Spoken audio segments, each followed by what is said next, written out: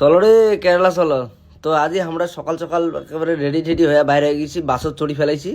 আজি আমরা যাচ্ছি সকালে উঠি কেরালা। তো মুই যাচ্ছ এলা হলদিবাড়ি থেকে শিলিগুড়ি পর্যন্ত বাসত, তারপরে আমার ট্রেন আছে 2:45-এ। আর মোর হঠাৎ করে কেন বলে মনে হল যে মোর আজি একখান রাজবংশী ভাষায় একখান ছোট ব্লগ বানাও। তো তোমার যদি ভালো লাগে তাহলে মোক কমেন্ট করিয়া শেষত কন।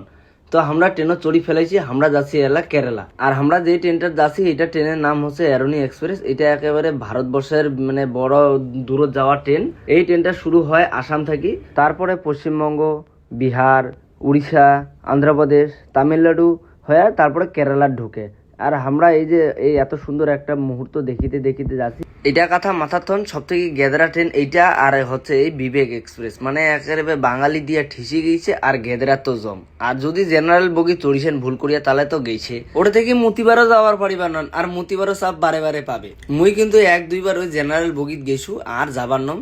আর সত্য কথা কইতে এই যে এলা চলিয়েছি তামিলনাড়ু, আর মোর মানে এত দূর পৌঁছে মোর মনটা একেবারে হয়ে গেছে গোটায় খারাপ। মোর আর যাওয়ার ইচ্ছাই করছে না, কেন জানো না, একেবারে সেই বাড়ির কথা মনে পড়ে। তো দেখিতে দেখিতে আমরা পৌঁছে গেনি আমার এঠেকে না কান্নুর। তোমার মনে যার যার আছে যে কেরালাটা দেখিতে কেমন হয়, কেরালার মানসিলা কি আলাদা হয়, কেরালার জাগালা কি আলাদা হয়, এইলা ভাবনা চিন্তা যার মনে আছে তো মুখ ফলো করে রাখো। মুই নয়া নয়া ভিডিও দিয়ে তোমাক দেখাম। আর আসিয়া একেবারে আমার 2 জনের 1.5 কেজি মসং আনিছি, ওইলা খায়া নিন্দত পড়ে গেনি। পরের দিনে সকালে উঠি চলে যাচ্ছি কাজত। ভাই একলে আসিয়া এই বড় ট্যাঙ্কির উপরে চড়াই দিছে, কসে মালিক কসে ওই ট্যাঙ্কিটা যায় ফিট করে। আর এইদি দেখো একেবারে জল টল না গিয়ে একেবারে হরিবল হয়ে গেছে, রিং ওটা বানাই থুইছে কটা।